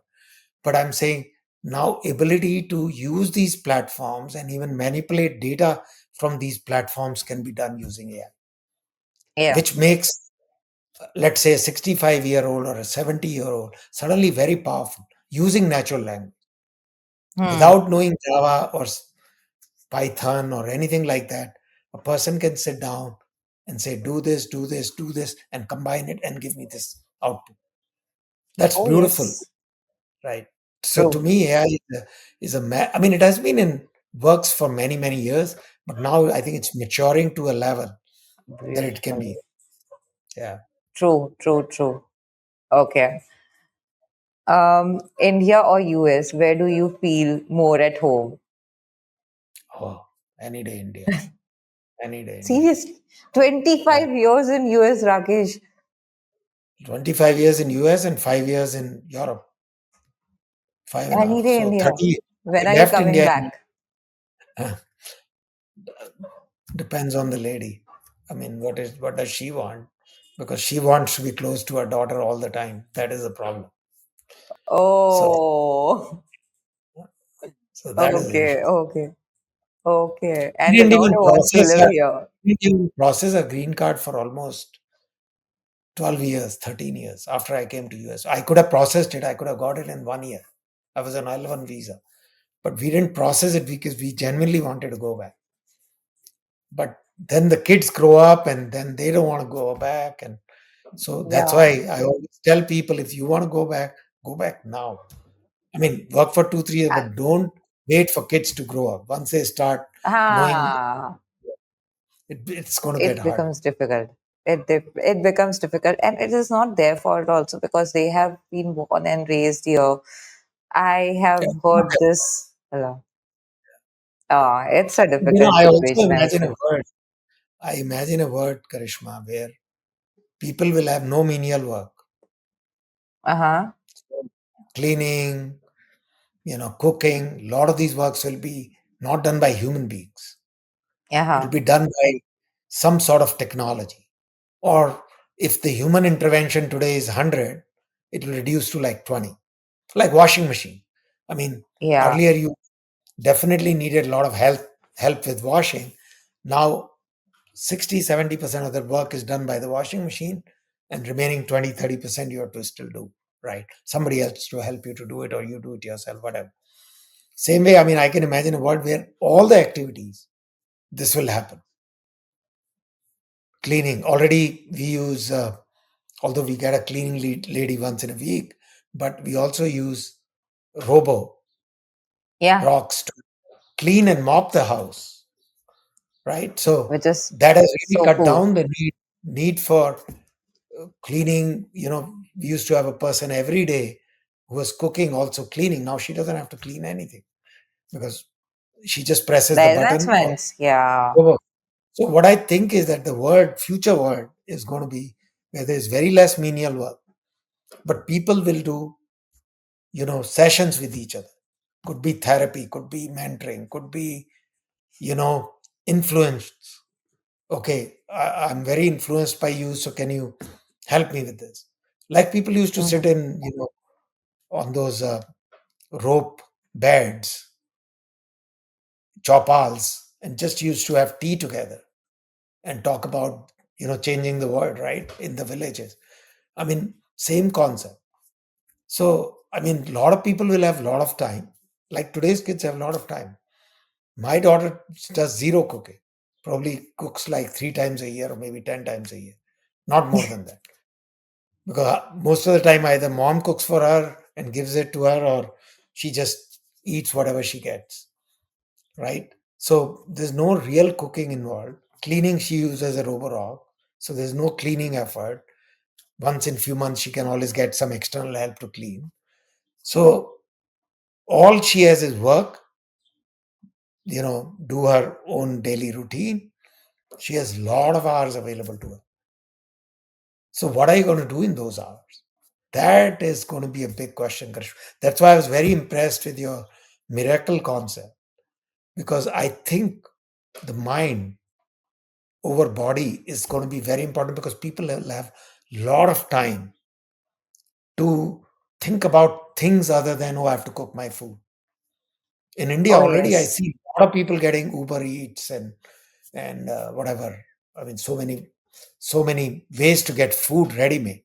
So young generation, I mean, the cooking is going down. Even the cooking helps are going down because they don't need it. And Yeah. some people who And travel quite a bit, they don't need it at all. but then completely also, Rakesh, it depends on like, how you are leveraging your time or using, how you're spending your time. If you're just spending your time all the time in the work, or maybe I would say in scrolling your cell phones and all, then it is going to damage your Yeah, mind. And yeah. before people used to cook and all, it becomes like a therapy, I would say, sometimes at times, because your mind is focused in I know something very else few other things. than work. I use it as a therapy, 100%. And I Yeah, learned a lot of things in COVID because I didn't yeah, know cooking. Only thing I knew was omelets. And in COVID, because you couldn't get much at all, most of the restaurants were shut down also for almost a month. So I hmm, learned, few dishes myself because I love yeah. those. So it also depends on whether one is survival and one is you take it as a As a therapy hobby. as well, right? Yeah, as a hobby. But I And use it I as a believe, therapy now. I use it as a therapy yeah, now. which is very much needed. Sometimes we say that we have work, work, work, but you become more and more productive when you give your mind a little bit Oh of yeah, calmness, which is be it yeah. I cooking believe or be it anything beyond doing 60 something. hours is a waste. Anything beyond. I mean, once in a while you might need it because you are stuck into some transaction of some sort. But most of the time, you should be able to manage your life in 50 to 60 hours of work, and then rest should be on your hobbies, your unwinding, Yeah. your friends, social Yeah. media. And we take it lightly, Rakesh. We take it lightly. So many people, and I would say youths, majorly, or I would say people of my age also, that now is the time to give 100%, 100%, and not working like non-stop. But because of which you are actually putting a lot of your efforts, but not getting much results, because your mind is not getting that time to free itself to do that critical thinking and apply it in the work.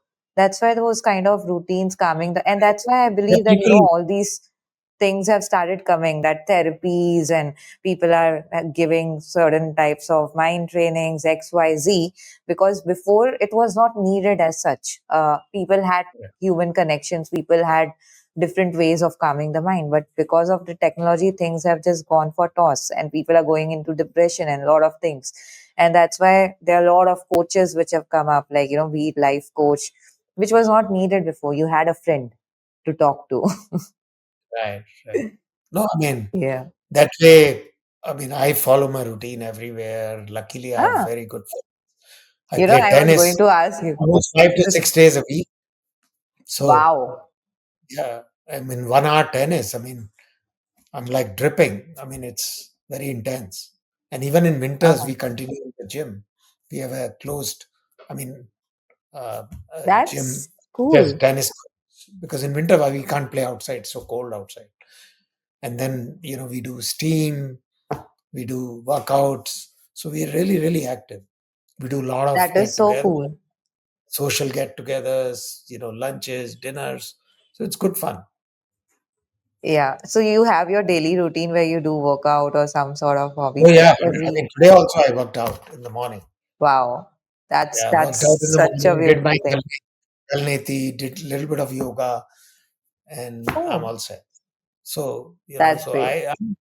yeah, I've been to Jindal 3, 4 times, Institute of Naturopathy and Yogic Sciences in Bangalore. And those are very, very, I don't know, have you heard of that? Yes, Institute of yes, yes, yes. yeah. I have heard. It's naturopathy, right? Like, and you're away from your cell phones and everything. And No, now they have uh, allowed those some bit because a lot of people okay, stopped coming and a lot of uh huh. competition came in which started allowing some bit. Ah, So they had to, yeah. so they still allowed internet and cell phones a little bit, It is not much. optional. Yeah, yeah. Yeah. So you can put about an hour or two because a lot of people go for 15 days, 20 days, and they Yes, need to at yes. least approve or something like that. So they become, but the place is magical. It's not just about anything else. I mean, the way they structured it, it's beautiful. Oh, when you are So in it's, all the nature with cell phones being very limited use, that is the real life actually you should have. One should yeah, have. I It is get not rid of my possible. cell phones on weekend pretty much because I try to Wow. minimize use of cell phone, you know, because that Okay. way, yeah, I mean, we watch a movie, we go out, we do some things. So Uh-huh. we are pretty active on the week, and we go for hikes in West Virginia, especially in summer. Okay. So That's yeah, great. That's great. Okay. yeah. Just last two questions. Okay. Uh, One habit that keeps you sharp, One habit that you that keeps me keeps you sharp. sharp.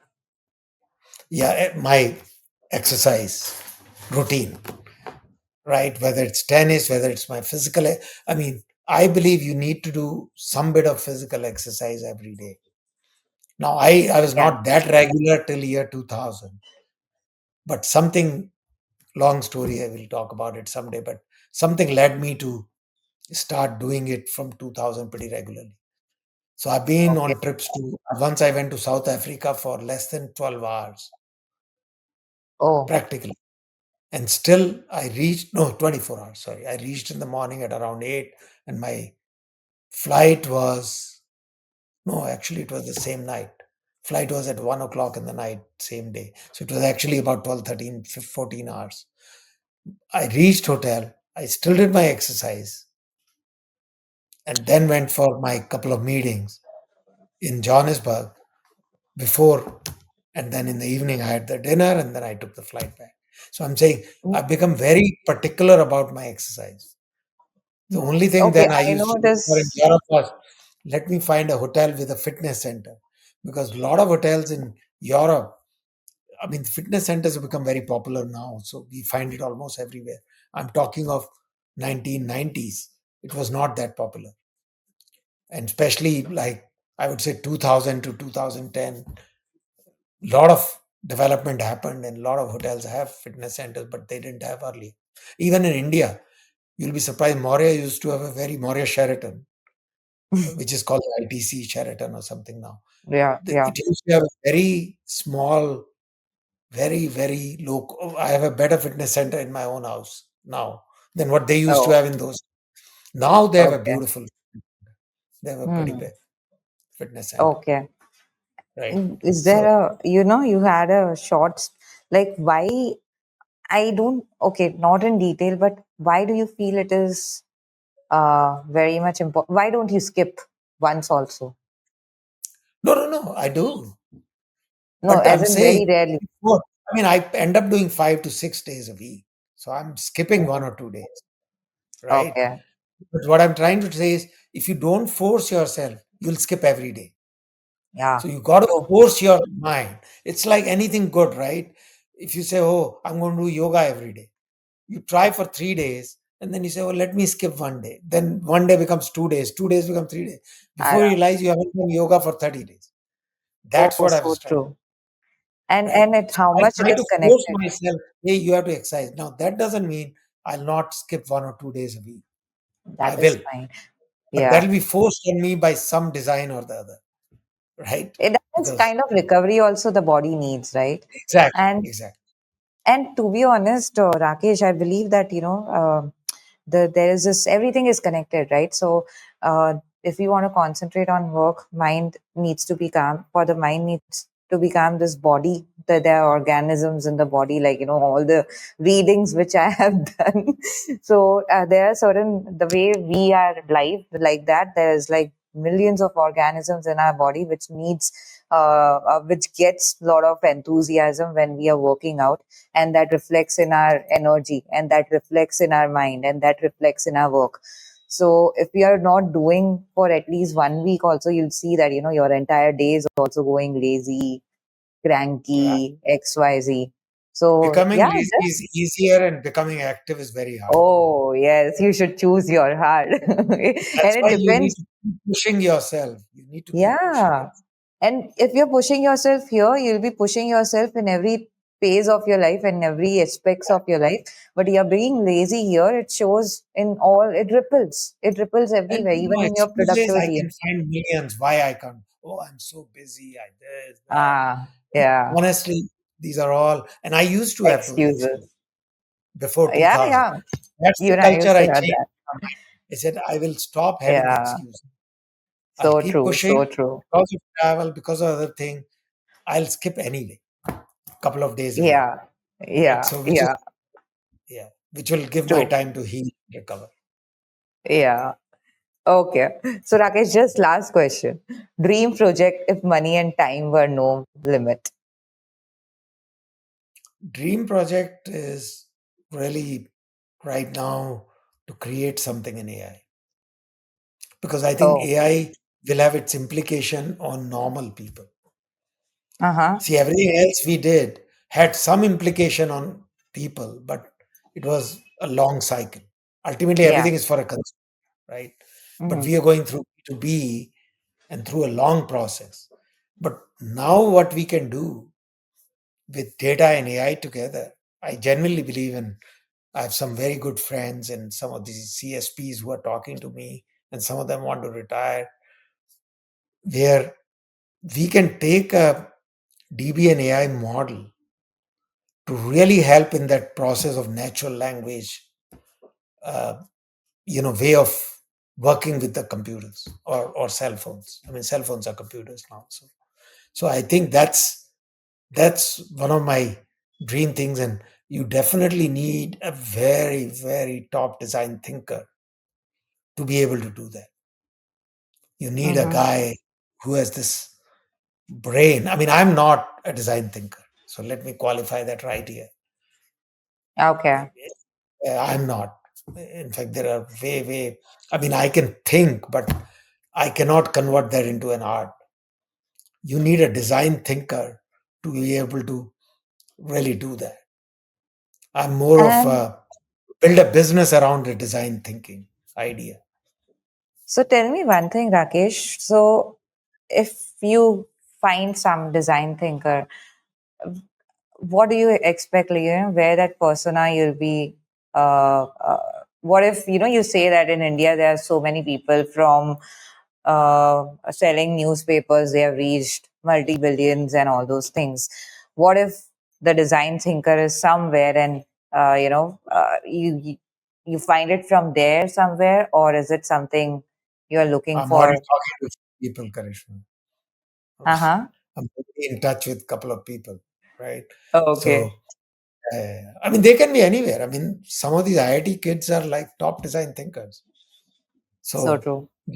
yeah, it's a question of just how your frequency is with that person, that kind of stuff, right? So Okay. we need to work Got on it. that and to fund it. It'll require good funding to be Uh-huh. able to start something very meaningful. So Got it. that is definitely something which I have it in my mind over next 2 years. Definitely. I mean, hopefully by I would say end of next year, something on that front. That's great. In fact, that's a great next move. AI, And the someone idea who is is to a give design thinker. management team enough money so that they feel very enabled. And Yeah, one customer. true. Because if they have one customer, we'll know how to multiply it to 100. That is a part we Yeah, understand. Yeah. yeah, true, true. Okay, that's all. And what do you want to ask anything to me, Rakesh? Oh, Karishma, you are on right track. You're doing a service to, I would say, young community in India, especially because they should Yeah, really listen to some of the stuff that you are bringing in. They'll get a lot of good ideas. They'll also get some inspiration, right? You were okay. yourself such a big executive and you left it and you said, okay, I'm going to do my own business. I mean, that requires guts and strength. So that was phenomenal. Requires and dreams are way too big. Sometimes it feels illegal to dream that big, Rakesh, but Yeah. let's see how it goes. But it's Yeah, good to sure. do. It's good to think illegal. It's okay. As long as you Yeah, yeah.